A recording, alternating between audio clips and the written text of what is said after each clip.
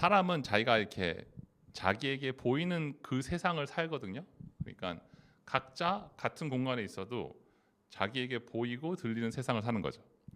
그러니까 이 객관적인 우리가 속해 있는 이 세상은, 이 물질적 세상, 이 3차원 세상은 매개체죠. 같이 거기 있는 건데, 실제로 사는 것은 자기가 보이고 자기가 들리는 그 세상에 가서 살고 있는 거죠. 자기에게 인식되어져 있는. 여기는 매개체일 뿐이죠. 커피숍에 딱 갔는데 커피숍에 밖에 책상이 있고 의자들이 누워 있어요. 아무도 안 앉아 있어요. 햇살이 비치고 있어요. 근데 어떤 사람은 참 이쁘고 귀엽다, 참 평안하다 라는 것이 보여요. 근데 어떤 사람은 쓸쓸하다, 공허하다가 보이죠. 그러니까 같은 커피숍에서 자기가 보이고 들리는 세상을 살고 있는 거죠. 몸은 여기 있으나 이 육체적 세상은 매개체이고, 사실 자기가 살고 있는 그 공간과 세상은 내게 보이고 내게 들리는 거 살고 있는 거죠. 그래서 같이 있어도 다른 곳에 살고 있는 거예요. 같이 있어도 다른 세계를 살고 있는 거죠. 그래서 사람들과 같이 있어도 서로 다 외롭잖아요. 왜냐하면 그 느낌 있잖아요. 왜냐하면은 다 다른 세상에 살고 있으니까. 오늘 말씀을 보면은 요한이 29절에 보면 요한이 예수께서 자기에게 나오심을 보고 가로되 세상 죄를 지고 가는 하나님의 어린 양이로다. 예수님이 오시는 것을 보고 딱 걸어오시는 것을 보고 요한에게는 세상의 죄를 짊어지고 있는 어린 양이 보여요. 그 죄값을 짊어지고 그것을 치루어서 구원을 이루시는 어린 양이 보여요. 하나님과 같은 급이나 동등됨을 취하지 아니하시고 자기를 낮춰서 비워서 종이 되신 그 구원자가 보이는 거죠. 근데 어떤 사람에게는 미친 사람이 보여요. 그래서 성경에 보면 예수님을 미쳤다 그러죠. 그리고 어떤 사람에게는 그냥 하나의 남자로 보이죠. 그리고 어떤 사람들에게는 제거해야 될 대상으로 보여요. 같은 사람인데. 그러니까 자기에게 보이는 것이 다 다르고 들리는 것이 다 다르죠. 거지 장님들은 자기가 눈이 멀었는데도 예수님이 지나가는데 소리를 지르기 시작하죠. 다윗의 자손 예수여. 그러니까 다윗의 자손이라는 것은 메시아가 보인다는 거예요. 거지고 장님인데 지나가는데 메시아가 보이는 거예요. 그러니까 그는 그 메시아가 보이는 그 세상을 살고 있는 거죠. 그리고 눈을 뜨죠. 욥도 보면 그렇게 계속 질고와 고난을 통해서 다 겪고 나서 내가 지금까지는 하나님을 들었으나 이제는 하나님이 보입니다. 그것을 다 지나서 다른 세상으로 돌아가는 거예요. 왜냐하면 그에게 이제 보이고 들리는 것이 달라진 거죠. 사도 바울도 다메섹을 향해서 크리스찬들을 핍박하고 죽이기 위해서 달려가죠. 중간에 장님이 돼요. 눈이 멀어요. 그리고 3일 동안 눈이 멀어 있다가 3일 만에 눈이 뜨죠. 그러면 그 눈이 뜨는 순간 다른 세상을 살고 있는 거죠. 눈이 뜨기 전과 그 눈이 뜨기 전의 세상과 뜬 후의 세상, 그 눈이 바뀐 거죠. 그러니까 하나님께서 은혜를 베푸시는 자, 그에게 믿음의 눈을 창조하시고 믿음의 세계를 살기 시작하는 거죠. 하나님이 찾아오셔서 그 안에 일방적으로 믿음의 눈을 집어넣으시죠. 그리고 그는 그 믿음의 눈으로 보이는 것이 달라져 믿음의 세계를 살아가고 있어요. 그러니까 보고 믿는 게 아니에요. 내가 이것을 보고 이것도 받고 이것도 받고 이것도 봤으니까 이걸 다 통틀어서 결론은 믿자가 아니에요. 그렇게 안 돼요. 그 본 것들로 믿어지지 않아요. 그 본 것들이 있어도 기어코 의심할 것을 찾아내요. 지금 눈앞에 당장 예수님이 나타나서 나는 예수님이다 하면서 기적을 보여도 안 믿어져요. 왜냐하면 이것도 의심의 이유를 찾아내고야 말죠. 믿는 것은 불가능한 거예요. 절대적으로 가능하지 않은 거죠. 믿으니까 보이는 거예요. 하나님이 그 안에 믿음의 눈을 먼저 집어넣으셔서 은혜로 창조하시니 보이기 시작하는 거예요. 그러니까 봐서 믿는 게 아니라 일방적으로 은혜로 믿음의 눈을 만드시고 믿으니까 보이기 시작하는 거예요. 믿음의 눈으로 보는 거죠. 믿음의 눈이 생기니 안 보이던 것들이 보이기 시작해요. 믿음의 눈이 생기니까 믿음의 세계가 보여요. 그러면은 그 사람은 믿음의 세계를 살고 있는 거예요. 이 육체적 공간은 그냥 매개체, 어떤 미니죠. 도구. 이거를 도구 삼아서 믿음의 세계를 사는 거예요. 그냥 뉴트럴이죠. 그래서 어떤 사람은 이 매개체를 가지고 다른 곳에 가 있어요. 근데 하나님의 택한 사람들은 이 매개체를 가지고 믿음의 눈이 창조됐으니 믿음의 세계 속에 살고 있는 거죠. 그래서 스텝이 달라지고 보법이 달라져요. 그럼 내가 이제부터 열심히 똑바로 크리스찬의 삶을 살겠다라는 의지로 되는 게 아니에요. 그냥 내 보법이 그렇게 돼. 왜냐하면 내게 보이는, 내게 들리는 세상은 그 믿음의 세상 속에 살고 있으니까. 그러니까 같은 사람을 보고 어린 양, 죄를 짊어진 그게 보이는 거예요. 구원자가 보이는 거예요. 메시아가 보이는 거죠. 같은 사람을 보고 미친 사람이 보이는 거예요. 왜냐하면 그 사람이 살고 있는 세상은 다른 곳이니까. 그래서 같은 것을 놓고 반응이 다르죠. 이 사람은 막 호들갑이야. 이 같은 것을 가지고. 뭐 어쩔 줄 모르고 안절부절해. 근데 이 사람은 아무렇지도 않아요. 왜냐하면은 이 사람은 이게 그 사람의 세계에서는 실상이에요. 근데 믿음의 세계에서는 이 같은 게 허상이에요. 참이 아니야. 그래서 아무것도 아닌 것처럼 보여요. 믿음의 세계에서는. 그래서 같은 것을 놓고 누구는 막 발딱발딱 호들갑인데 이 사람은 아무렇지도 않아. 왜냐하면은 그 세계에서는 허상인 거예요. 믿음의 눈이 심겨져 허상인 것들이 허상이 되고 실상인 것 실상이 되는 거죠. 그리고 그 믿음의 세계가 실상이죠. 말씀 선포하죠. 그 믿음의 세계가 참이다. 많은 것들이 허상이다. 참이 아니다. 내 눈에 지금 보이고 들리는 많은 것들이 진짜가 아니라는 거죠. 거기에 자기를 낮춰서 찾아 들어와서 그 허상인 것들을 허상되게 만들고 믿음의 세계인 실상인 것들을 실상되게 하시는 분이 그리스도죠. 그리고 그것이 구원이죠. 그래서 그리스도가 오셨을 때 충격인 거예요.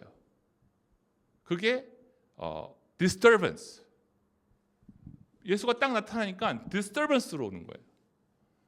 이게 반감이 생길 수밖에 없는 거죠.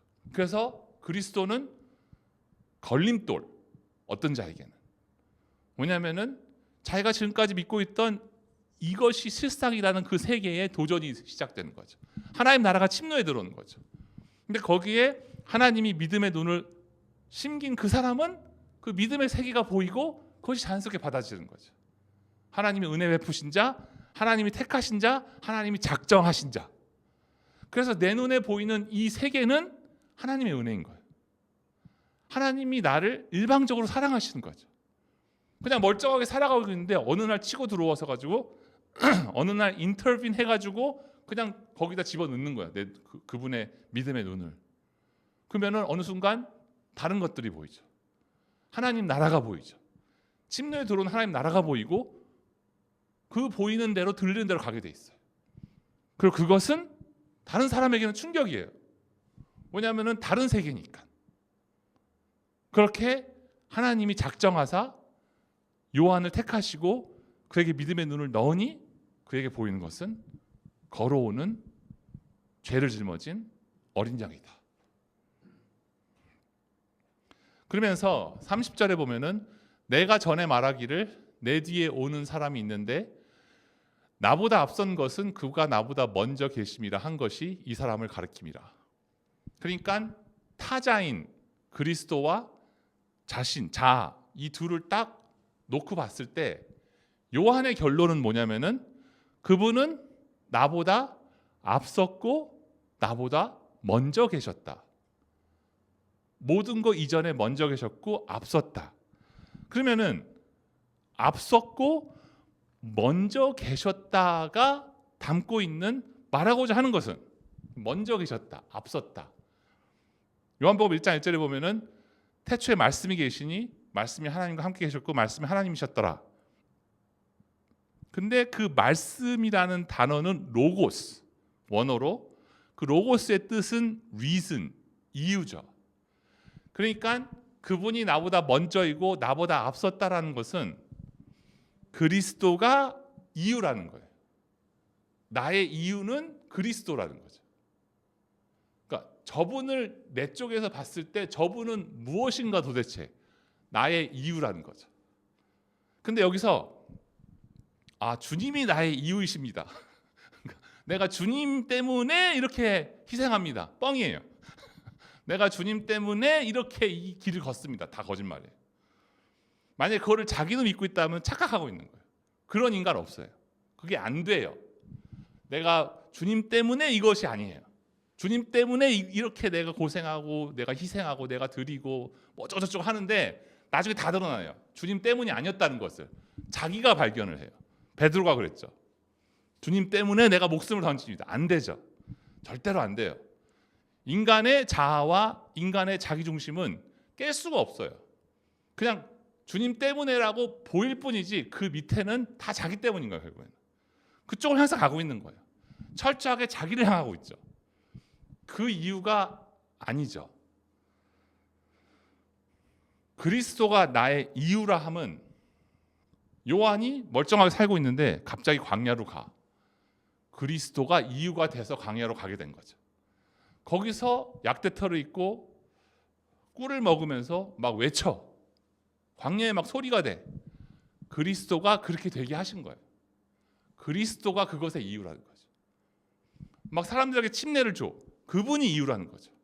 스스로가 결단하고 결심해서 주님을 위해서 희생하고 헌신하겠습니다로 된 게 아니에요. 그분이 이유가 되셨다. 그분이 그렇게 되게 하셨다. 그분이 이유였다는 거예요. 내가 어쩌다가 이렇게 살다가 여기 이렇게 굴러 들어와서 이러고 살고 있나? 어쩌다가 이런 신세가 됐나? 왜 이런 신세가 됐냐면은 그분이 그렇게 되게 하신 거예요. 그분이 이유예요. 그리스도가 이유예요. 그분이 주권자예요. 그러니까 이 이유를 다른 데서 찾으면은 절망이죠.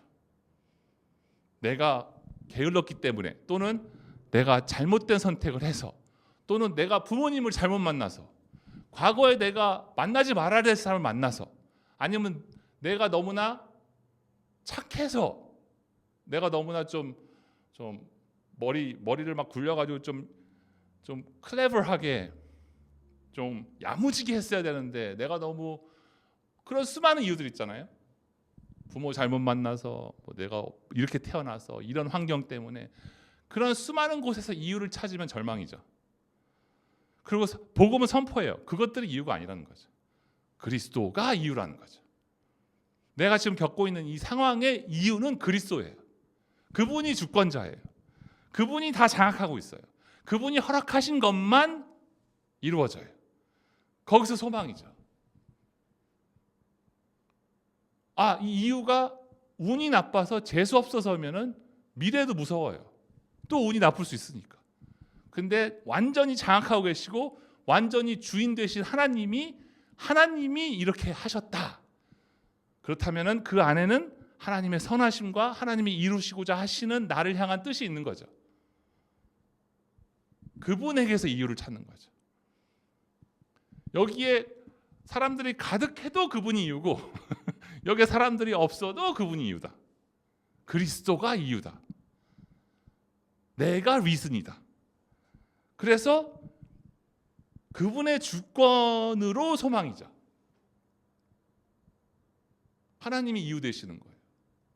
내가 겪는 그 매 순간순간들은 내가 후회해야 되고 내가 그러지 말걸 해야 되는 대상이 아니라 그분이 이유가 돼서 그것이 거기 있는 것이고 그 일이 일어난 것이고 그 일 속에는 하나님의 이루시고 하시는 구원과 은혜의 뜻이 담겨 있다. 이유를 그분에게서 찾는. 요셉이 자기 형제들한테 배신당하고 노예되고 감옥에 갇히고 그 온통 고생을 다 했잖아요. 그러고 나서 마지막에 형제를 다시 봤을 때 이제 권력자가 돼서 형제들이 두려워하죠. 이 동생이 우리가 그렇게 못되게 굴었으니까 노예로 팔았으니까 이제 우리 죽겠구나. 근데 동생이 걱정하지 말라 그러죠. 왜냐하면은 내가 이걸 다 겪은 거는 당신들이 나를 배신하고 나를 구덩이에 넣고 팔고 한 그 모든 내가 겪은 모든 것의 이유는 하나님이다.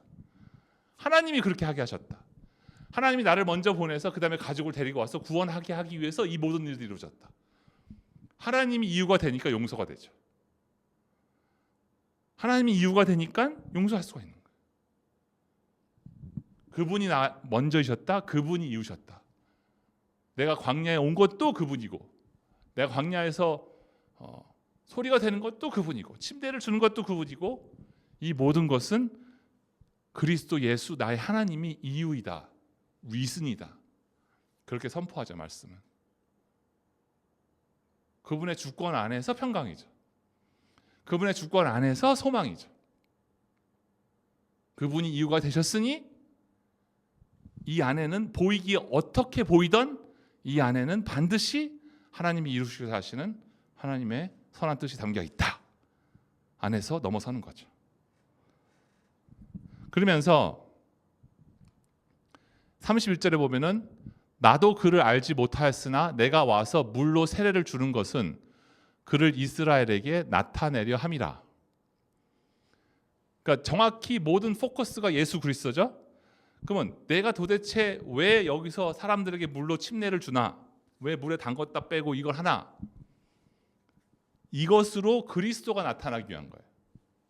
그러니까 침례라고 하는 것은 물속에 들어갔다 나오니까 깨끗해졌다가 아니에요. 이제 내가 깨끗해졌다. 그게 아니에요. 그게 아니라 물속에 들어간다는 것은 성경에서 심판이죠. 홍해 때도 물속에 들어가는 심판, 홍수도 물속에 들어가는 심판. 침례의 그 그림이 그리고자 하는 것은 물속에 들어가는 심판이죠. 그리고 다시 떠오르는 것은 부활이죠. 그리고 결국 예수님이 침례를 받죠. 예수님께서 심판 받으시고 그분이 죽임 당하시고 죄값을 치르시고 그래서 더 이상 너에게는 정죄함이 없다. 그분이 심판 받으심으로 너를 구원하신다.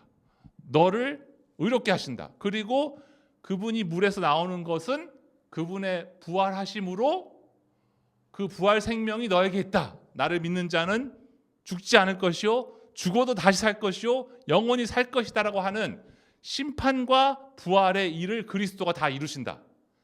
그리고 그분이 다 이루셨다. It is finished. 그분이 다 하신 거예요. 그 그림을 드러내는 침례죠. 결국 그리스도를 나타내는 침례죠. 그리스도가 드러나는 거죠.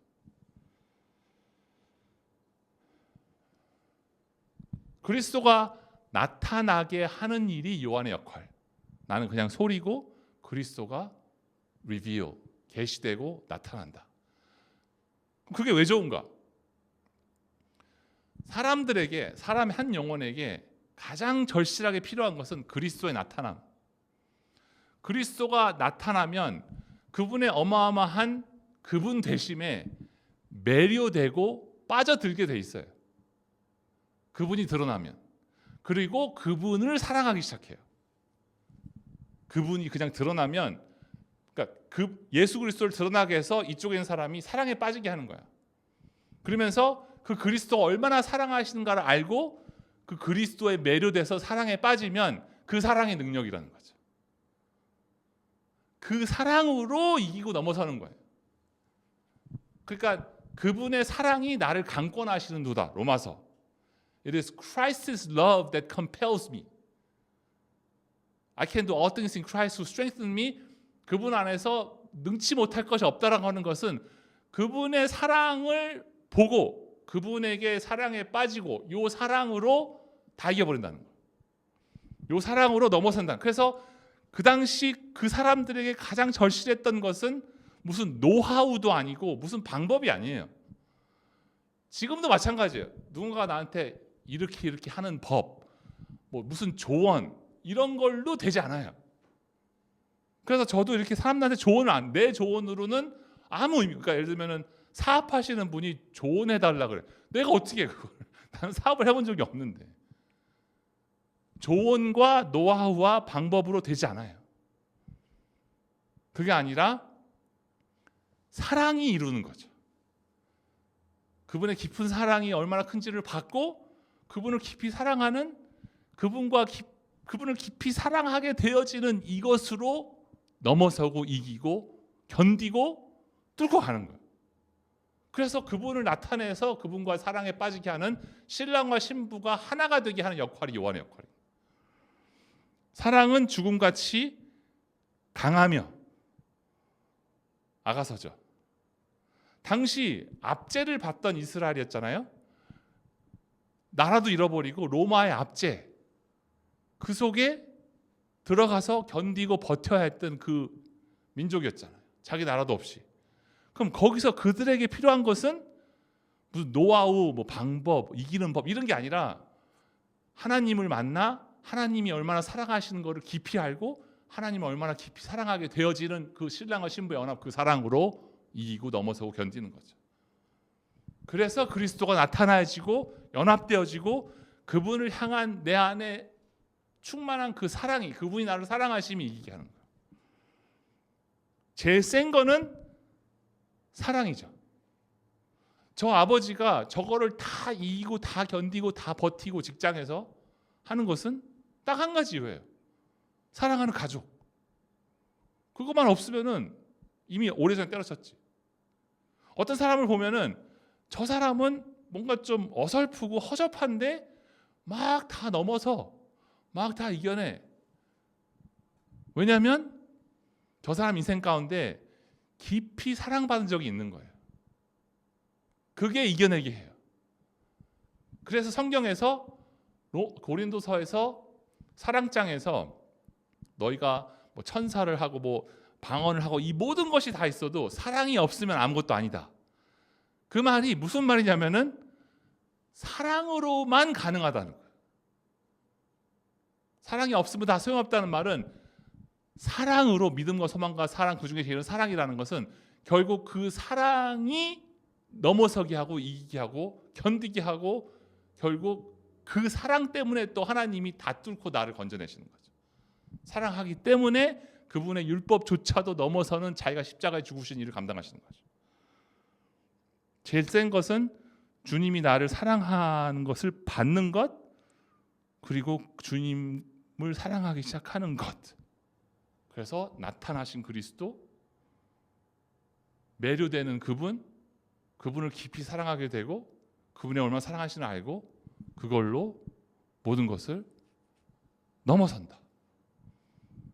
그래서 로마서 8장에 높음이나 깊음이나 천사나 악마나 이 세상의 그 어떠한 권세도 하나님의 나를 향하신 사랑을 멈추게 할 수 없고 끊을 수 없는지라.